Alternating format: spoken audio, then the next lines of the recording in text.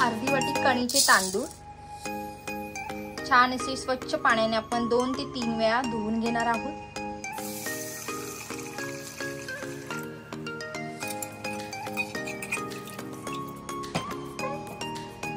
आणि छान असे आपण शिजू देणार आहोत।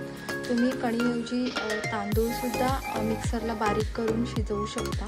छान असं जसं आपण लहान मुलांना भरडी बनवतो त्या पद्धतीनेच आपण ते शिजू देणार आहोत, एकदम पातळ।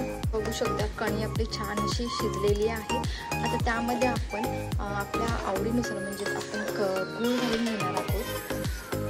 1 वाटी मी गूळ घालून घेणार आहे। गोड तुम्ही तुमच्या आवडीनुसार करू शकता, कमी जास्त। छान असा वितळू द्यायचा आहे।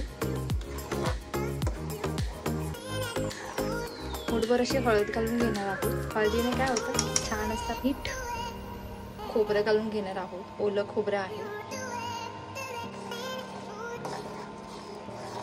दूध, जायफळ पावडर,